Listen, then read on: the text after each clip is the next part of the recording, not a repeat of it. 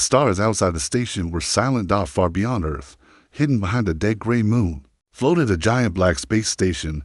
It had no name, no lights on the outside, and no signal for any ship to find. Only the most powerful alien species in the galaxy knew where it was. Inside it, a secret meeting had started, one that would decide the future of an entire world.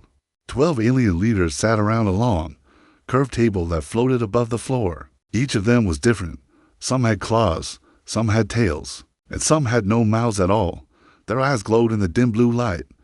On the screens above them, a word pulsed in red: Earth.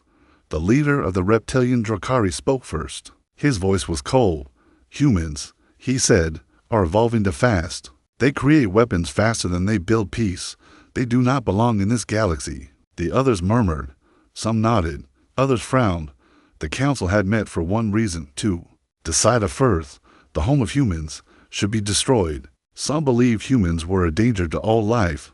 Others were unsure. But none of them knew that one seat at the table did not belong. In the far corner of the room, seated under a heavy dark cloak, was the 13th member. His hood covered his face. His hands were gloved. The council believed he was from the Lost Zarn Empire, a race that rarely spoke or moved. They were wrong. He was not an alien. He was Captain Eli Grant, a human, a spy. Ellie's body was tense under his disguised suit. A small translator chip buzzed in his ear, feeding him every word. His heart beat fast, but he showed no fear. His mission was simple: listen, learn, escape. Earth needed to know if this council would vote to erase them from existence. The room fell quiet again as a large, floating creature with skin like smoke spoke next. It was from the troll species, thinkers, not fighters. Humans are full of chaos, it said, but they learn from pain. They do not repeat failure easily.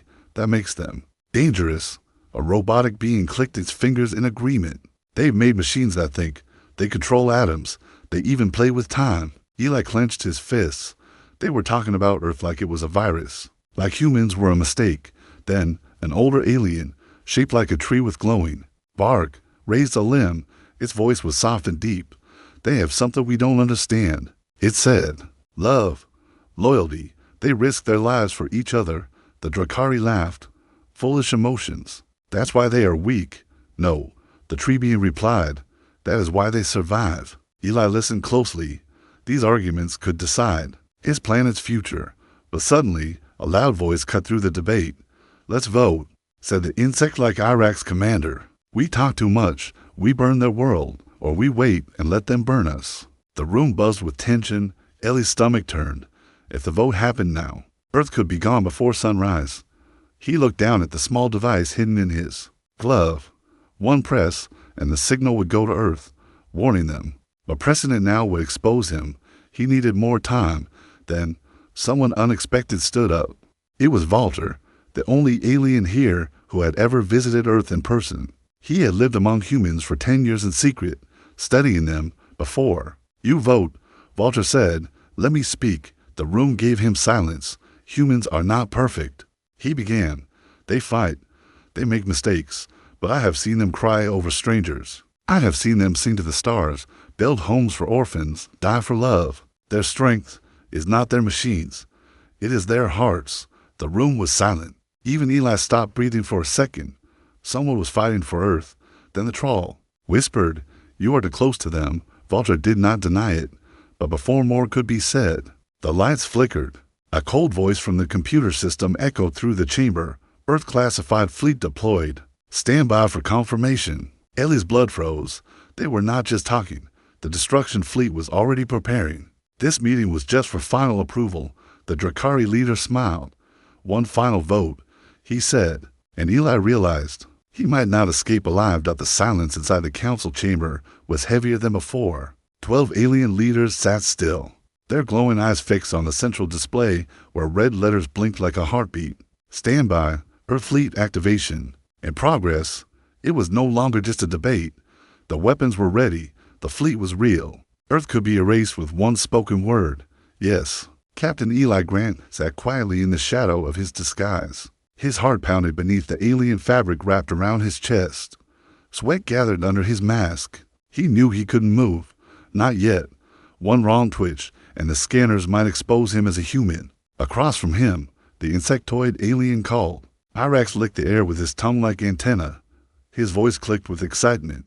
"There is no reason to wait," Irax said. "Humans have shown us what they are. We destroy them now, or we regret later." The reptilian Drakari leader slammed a fist on the table. "Enough soft words.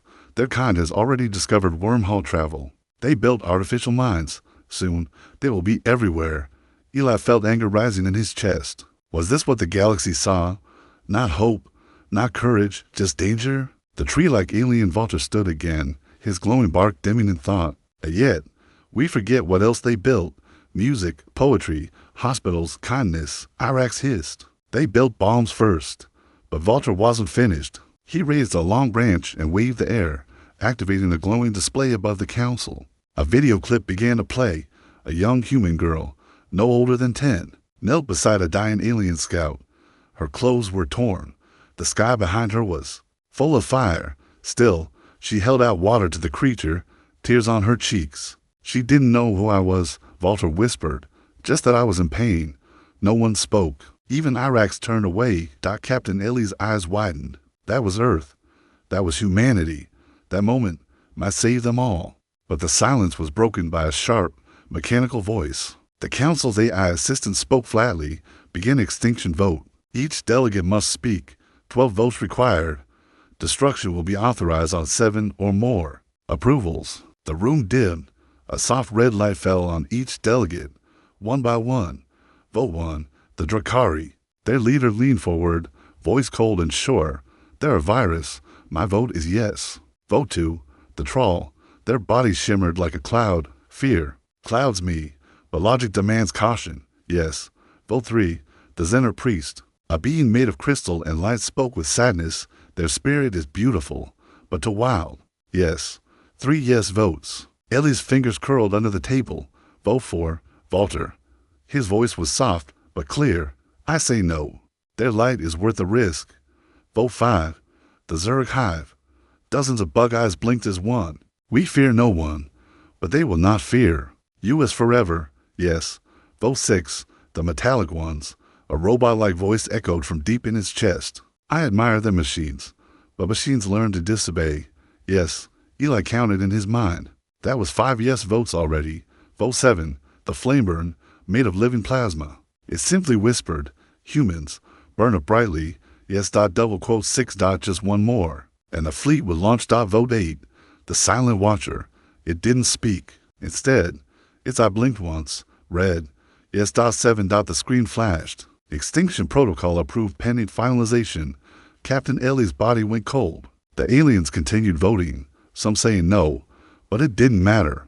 The required 7 had been reached. The destruction of Earth was now just one confirmation command away, and then, unexpectedly, a voice spoke from the side. Request to address the council. Emergency code 913. All heads turned. It was the delegate from the extinct Zarn Empire, the 13th seat. It was Eli. He stood slowly, making sure not to reveal his human features. His voice came through a disguise filter, sounding metallic and low. "There's a flaw in your logic," he said. The council stirred. Some looked confused, others suspicious. "You fear what they might become," Eli continued, "but you ignore what they have already done. They have built peace from ashes. They have rebuilt cities from ruins. They rise every time they fall." Irax growled. "Who are you to speak?" Now, Eli stayed calm. "I am one who listens," he said. "I'd have studied them. I'd have walked among them." A few aliens whispered. "The Zarn Empire never participated in votes." "Why now?" "You say they are dangerous because they feel too deeply, but maybe that is why they matter." Vulture leaned in. "Are you human?" Eli said nothing. The computer voice interrupted again. "Delegation 13 has no voting rights. Speech is invalid." The room flared with sound. Some shouted. Some stood. Some reached for weapons. Eli knew the moment had come. He pressed the button in his glove. The signal to Earth was sent. Now they would know. Now they could prepare. But then the room turned red. Security alert triggered. Identity scan in progress. They had discovered him. Eli backed away slowly. Drones floated in from the walls. Lasers powered up. He's human. He heard everything. The aliens surged forward, but Eli ran. He leapt over the table, knocking aside a hologram. Drones fired, missing him by inches. He rolled under a plasma shot and slid toward a side door. The alarm screamed, the last thing he heard before the door shut behind him was Iraq shouting, "Destroy him and launch the fleet. Earth must not survive." But Captain Eli was already gone. Sirens screamed behind him. The sound of charging plasma cannons echoed through the steel walls. Red lights flashed like angry eyes. Captain Eli Grant ran faster than he ever had in his life. His lungs burned. His cloak was torn. His disguise was falling apart, flickering like a broken light. He was exposed now. Every alien on that station knew what he was, human, and they had just voted to wipe his entire species from existence. As he sprinted down the curved hallway, Eli opened a small panel on his wrist and whispered, "Nova, status." A voice responded. In his ear, robotic, female, calm, escape pod to doors ahead. Hacking bay doors now. "You have 60 seconds, Captain." He rounded the corner. Drones hovered above him, scanning. He ducked behind a support beam, pulled out a compact pulse gun, and fired once. The drone exploded into sparks, but this wasn't just a fight for survival. It was a race against extinction. Back in the council chamber, alien voices shouted. Walter slammed his limb on the table. "You voted in fear, not wisdom." Iraq shouted back. "He deceived us. That confirms everything. Humans are liars, spies." But something else was happening too. The central AI system was detecting something unusual. One of the files had been tampered with. A new folder had been uploaded into the council archive. No one had seen it yet. It had slipped into the database while Eli spoke. The file was named Project Lazarus, Human Genetic Capacity Report in the cold chamber of the station. Far from the shouting, an assistant drone scanned the file, and what it found changed everything. Eli burst into the launch bay. The escape pod was small, round like a silver egg, but fast. He jumped in, slammed the hatch, and shouted, "Go!" The pod shook violently as it launched into darkness, away from the station, away from the fleet. But the pod wasn't silent. Inside it, Eli opened a second file on his wrist drive. It was the same one he'd sent to the council archive before fleeing. Inside that file were secrets Earth had never shared with the galaxy. Secrets written in the blood of mankind. The file began with simple data: heart rate, oxygen tolerance, stress adaptation, all higher than average species levels. Then came the real shock. Humans had survived over 5 extinction-level events on Earth. Volcano winters, ice ages, meteor strikes, even nuclear war. Each time, humanity had not only survived, it had adapted faster than any species ever recorded. The most terrifying part, their DNA remembered. Each generation of humans was stronger, faster, more resistant to disease and trauma. They passed down pain through blood and somehow turned it into strength. Aliens called it genetic memory. Humans had a word for it: evolution. The file didn't stop there. It included secret documents from Earth's hidden programs. One was called Project Lazarus. This program had achieved the impossible. In a secure lab deep under Antarctica, scientists had discovered a way to revive brain-dead soldiers using quantum memory mapping. Thoughts, feelings, emotions, everything once considered gone, could be retrieved and rebuilt. Not just cloning. Rebirth. Even in death, humans were finding a way to rise. On the council station, the AI voice crackled across the chamber. New data received. Human file update. Genetic evolution. Classified threat level red. All the delegates stared at the screen. The file played itself now, too powerful to ignore. A video began. A battlefield. Smoke. Screaming. A human soldier, riddled with plasma burns, lay dying. His vitals flatlined. Then, a few hours later, he opened his eyes inside a lab. He remembered the war. He remembered dying. He wept, not because he lived, but because he remembered why he died. "I died protecting a village," he said. "I came back because someone still needed me." The room went still. Even Iraqs had no words. The delegates began whispering, if they can defeat death, if they evolve with every mistake, if they can pass down pain and still choose to protect others, then what are they becoming? Not monsters, not just survivors, something else, something the galaxy had never seen. Inside his pod, Eli watched the star map. He was approaching a wormhole that would take him back to Earth. His voice was calm now. "Let them fear us," he whispered. but let them understand us too. His fingers traced the cracked screen of his recorder. It held images, not of weapons or war, but of children hugging soldiers, old women handing fruit to wounded strangers, firemen carrying alien refugees out of burning ships. Moments that machines would never understand, but hearts would dot as. He neared the wormhole. Something else appeared behind him. A shadow, a Hunter-class ship, fast, deadly, and piloted by the one alien whose job was to clean up. Spies, Xerax, a brutal bounty tracker with no mercy, sent to erase threats, sent now to end one thing. Captain Eli Grant. Captain Eli Grant's escape pod drifted silently through the dark. Stars twinkled beyond the curved glass like cold, distant eyes. He was almost at the wormhole now, the path back to Earth. But something was wrong, very wrong. He saw it in the corner of his screen, a shadow, then a flicker, then a full alert in red letters. Tracking signature detected, vessel, class, Hunter strike. The pod shook. Eli looked back. There was a long, black ship shaped like a blade, fast, sharp, and silent. Its engines didn't roar. They whispered, a stealth Hunter-class ship. And Eli already knew who was inside. Xerax, the Council's secret enforcer. Half organic, half machine, designed to track down spies, traitors, and anyone who disobeyed the intergalactic order. He didn't carry chains. He didn't take prisoners. He only carried silence and death inside the Hunter ship. Xerax watched Ellie's pod through a glowing blue screen. His glowing eyes blinked in perfect rhythm, cold and focused. He had already read the Council report. Subject, human. Species, adaptive. Condition, high threat. Xerax didn't care about politics, or fear, or feelings. He had one order: terminate. He pressed a single button. The ship locked onto Eli. Ellie's warning system screamed. A targeting signal locked. Onto the rear of the pod. Incoming missile, the AI said. No evasive maneuvering possible. Impact in 15 seconds. Eli didn't hesitate. He slammed a manual override.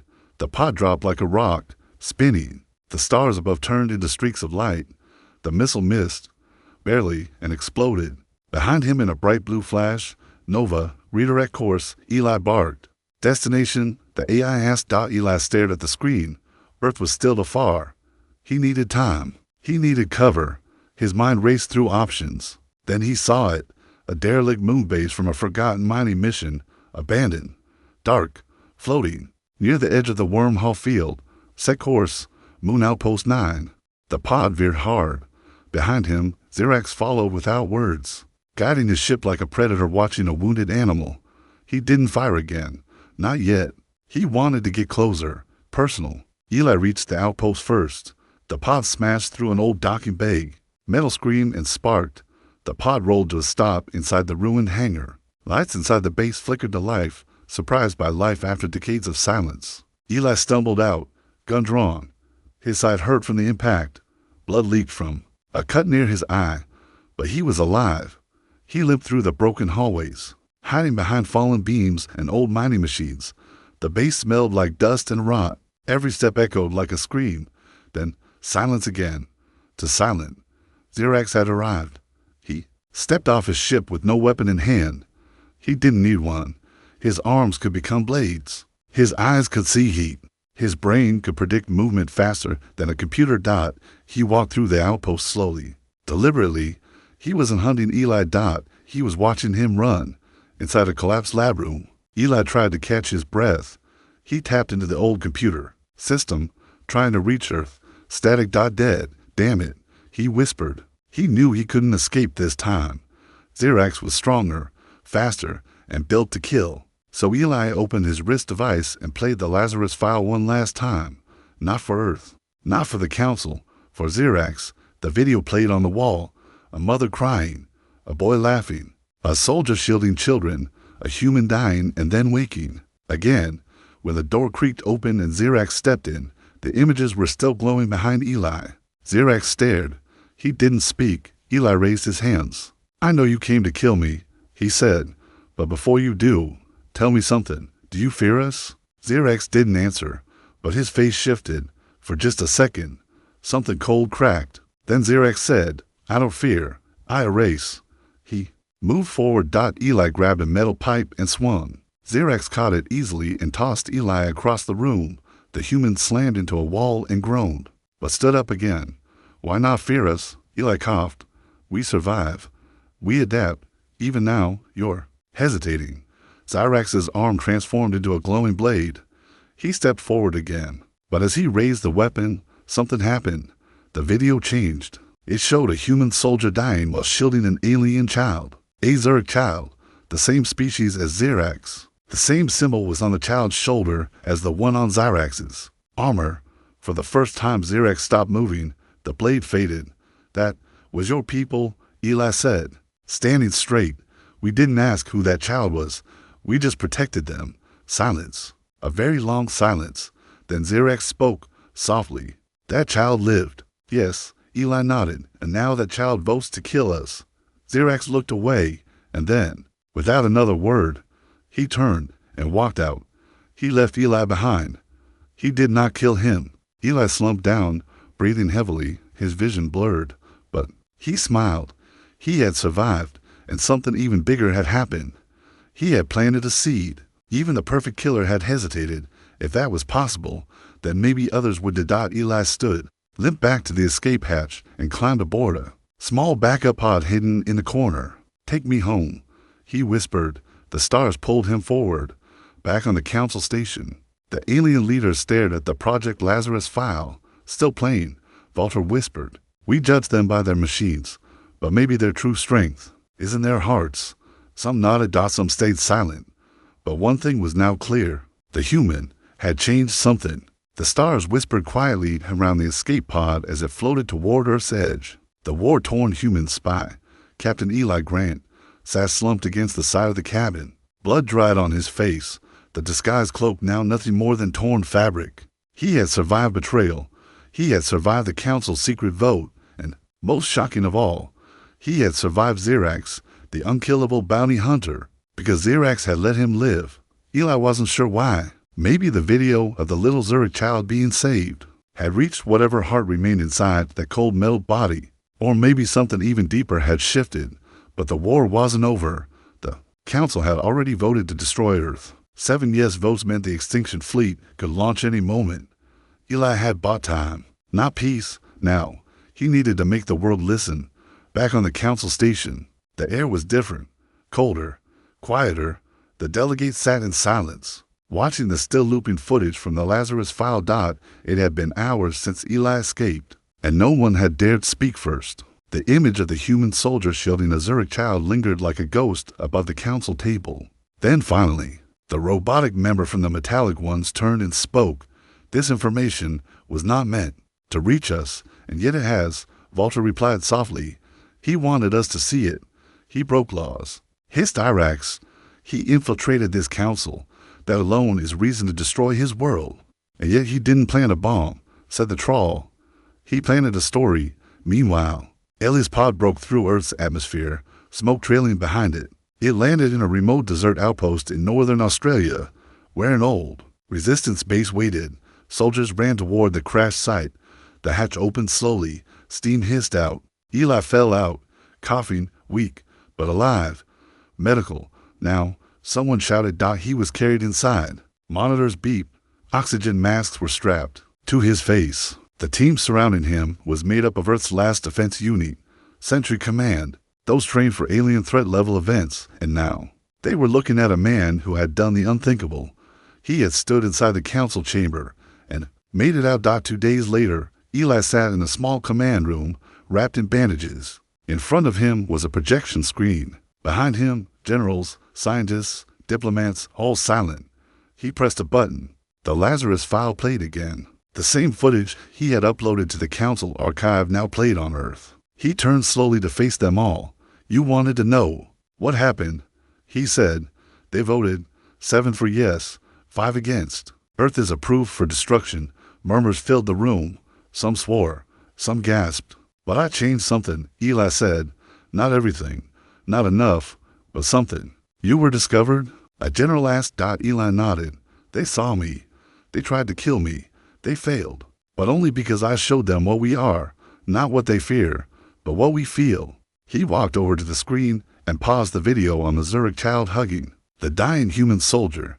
This image did more damage than any weapon I could carry. Back on the council station, tensions rose. Irax, burning with rage, summoned a secret vote to fast-track the launch of the Extinction fleet.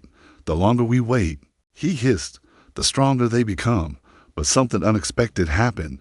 For the first time in council history, Walter requested a public memory merge, a sacred ritual that allowed one species to feel the memories of another.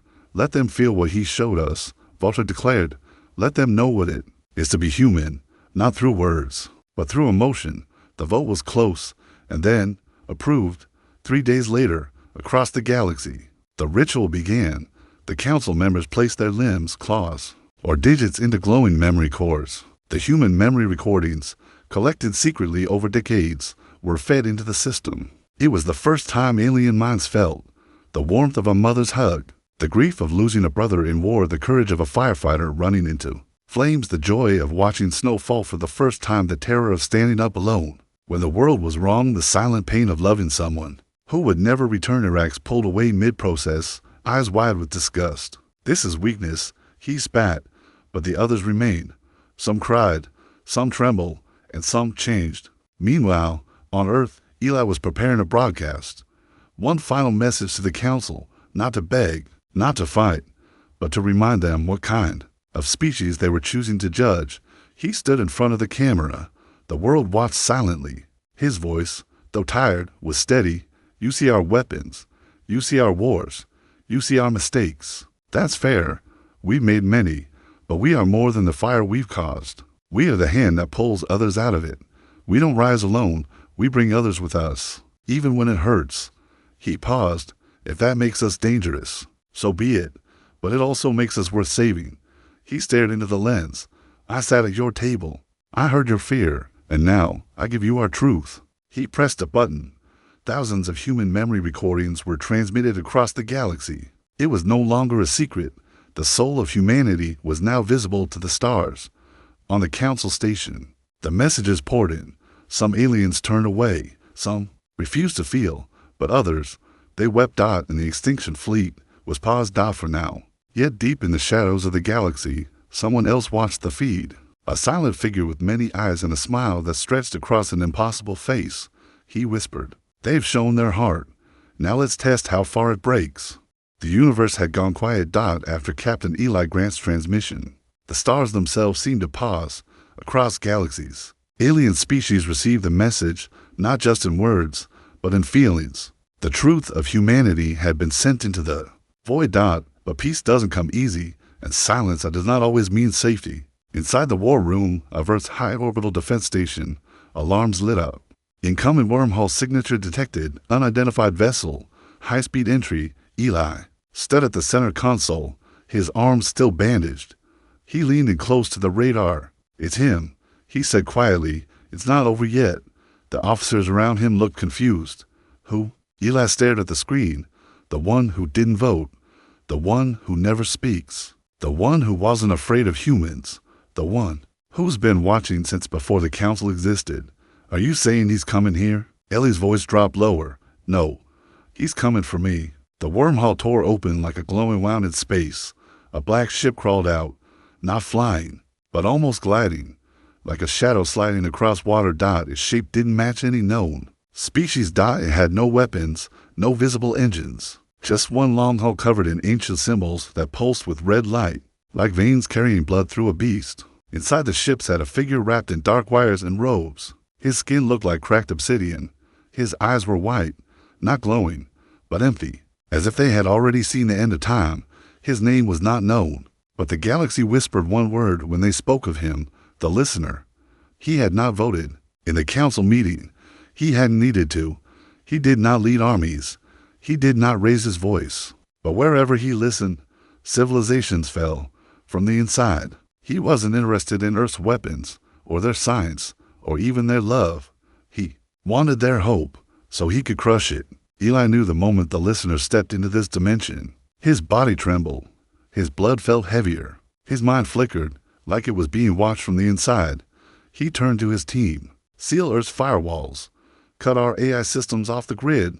Lock out satellite mind links." Why? The General asked. Eli looked straight at him. Because he doesn't use bombs.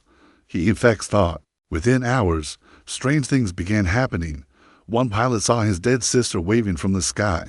Another soldier claimed the stars whispered his name. The AI system started speaking in riddles, showing memories no one had uploaded. Something, or someone, was already inside our systems. It's psychic warfare, said Dr. Kessler, head of Earth's mental defense program. But it's not targeted. It's viral. He's trying to shake us from within, Eli whispered. He wants panic. He wants collapse. Not with force, with fear. Then what do we do? Someone asked. Eli turned, calm but firm. We don't run. We don't fight his fear with fear. We show him something he's never felt before. What? Faith. That night, Eli stood alone on Earth's largest communication tower. The same tower that once called for nuclear strikes during Earth's Third World War. Now, it would send something else. Eli closed his eyes, and he sent one final message into the void. Not with data, not with numbers, but with memory. He shared the day he met a dying alien in a refugee zone and stayed up all night helping him breathe. He shared the moment a human child gave her only blanket to a freezing robot career in the snow. He shared the pain of losing friends, the fear of dying alone, and the courage it took to hope anyway. The listener received it. And for the first time in 1,000 years, he felt, not control, not power, but empathy. He staggered back, hand clutching his chest, as if an emotion had pierced his armor. He screamed. His ship trembled. The stars around him warped like glass under pressure. Inside Earth's war room, data began correcting. AI systems came back online. Satellite defense turrets cleared. The infection was breaking. But it wasn't over. The listener launched his final weapon. It wasn't a missile. It wasn't a virus. It was a direct beam of memory reversal, meant to erase Earth's shared past, a psychological extinction, designed to wipe out what made humans. All emotions, all bonds, all love, gone. Eli saw it coming, and in that moment, he did the unthinkable. He connected his mind to the beam. He offered himself, one human soul, as the shield for Earth. The beam hit. His memories began to burn away. His name, his past, his mother's face, his friends' laughter. One by one, they faded. But in his final seconds of thought, he whispered something, a single word. Not for war, not for pain, not even for survival. He whispered, remember. The beam shattered. The listener screamed once more and vanished into a collapsing wormhole. His ship imploded. His presence was gone. Forever. And then, something incredible happened. Ellie's body was still, but his memories, the ones he sacrificed, began lighting up across Earth's sky like comets. They fell into children's dreams, old people's minds, soldiers' hearts. They became shared stories, not lost, lived. Eli Grant did not die. He became part of every human, the one who stood alone in space, so they wouldn't have to. Back on the council station, the Extinction fleet stood silent. No one moved. Walter, with tears glowing on his bark, whispered, he gave up everything, not to destroy us, but to protect them. And then, for the first time in history, the council voted, unanimously, to recognize humanity as a protected galactic race, not a threat, but a wonder. The sun was rising over Earth, but it wasn't just another morning. All across the planet, something had changed, not outside, but inside people's hearts. It had been 3 days since Captain Eli Grant stood alone against a being who tried to erase everything that made humans human. 3 days since his memories, his love, his pain, his courage were scattered across the skies like shooting stars, and now everyone could feel him. In a quiet village in Kenya, an old woman looked up at the sky and wept, not knowing why. In a crowded Tokyo subway, a child suddenly stopped and said, the man who stood in space. He's part of me. In the freezing night of Greenland, a fisherman dreamed of a man whispering the word remember and woke up with tears running down his face. No one had to explain it. They just knew Ellie's story had become part of humanity. Not as a hero, but as a memory, a living one. Back in Earth's Orbital Defense Center, world leaders gathered for an emergency meeting, but it didn't feel like an emergency anymore. There were no red warnings flashing. No countdowns. No war orders. Just silence and awe. The room was filled with generals, scientists, diplomats, people trained to act, to argue, to fear. But now, They stood like students before something greater than themselves. On the main screen, a message blinked. Transmission from Galactic Council. High priority. Everyone held their breath. The screen changed. One by one, the faces of the 12 council members appeared. Even Xerax was there, still silent, but present. And then, the oldest member, the tree-like Vaulter, leaned forward and spoke. Slowly, each word carried with ancient weight. We have watched. We have felt. And now we decide. Earth will not be destroyed. People gasped. Others clapped. Some just wept in silence. But Vaulter wasn't finished. More than that, we now understand what we failed to see. Your strength is not in your weapons, but in your willingness to carry the pain of others. He paused. His leaves shimmered softly. Your world is no longer under judgment. It is under protection. Captain Eli Grant's actions were not only brave, they were unthinkable. He gave up himself so that we might see truth. And in return, we give you what no world has ever been given. A seat. The room erupted. A seat on the Galactic Council. For humans, a species that was, just 1 week ago, moments away from extinction, now offered a chair beside ancient empires, star kings, and psychic queens. Yes, it had never happened before in galactic history, but neither had a man like Eli down on Earth. News spread like wildfire, from deserts to oceans, cities to caves. Everyone heard the same thing. The galaxy knows who we are now, and they've given us a place. But not everyone felt joy. Some felt responsibility, because when you are seen, you can no longer hide. When you are known, you must stand for something bigger than yourself. And now, the entire galaxy was watching Earth, not as a danger, but as an example. At the memorial site built in Australia, near the crash landing zone of Ellie's escape pod, thousands gathered for a silent tribute. Soldiers stood shoulder to shoulder with teachers. Children placed flowers near the flame that never went out. A small plaque read, "He didn't ask for glory. He asked us to remember." Above the plaque, a beam of light projected Ellie's final recorded message on a loop. We're not perfect, but we try, we fight, we fall, and then we reach out again. That's humanity.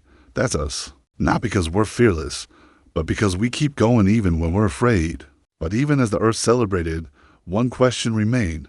Was Eli truly gone? He had given up his memories to stop the listener. His body had collapsed. No pulse, no brain activity. Scientists confirmed it. But in a secret lab beneath Geneva, a group of quiet engineers and quantum researchers gathered around something glowing. A small crystal data core recovered from Ellie's final pod. Inside it, something pulsed. Not light, consciousness, a fragment of thought, a whisper, a flicker of memory. Nova opened file. A soft voice responded, "Hello, Captain. We've been waiting." In the council chamber, the New Earth delegate took their seat, a woman named Dr. Anamaria, a historian, a poet, and a war survivor, chosen not for her military strength, but for her compassion and clarity. She looked around at the alien faces before her. Then she stood, heart steady. "We accept the seat not in pride, but in promise. We will not be perfect. We will make mistakes, but we will remember, because Eli remembered us before we ever believed we deserved it. And now, the galaxy will remember him, not as a soldier, but as a mirror that showed us who we truly are."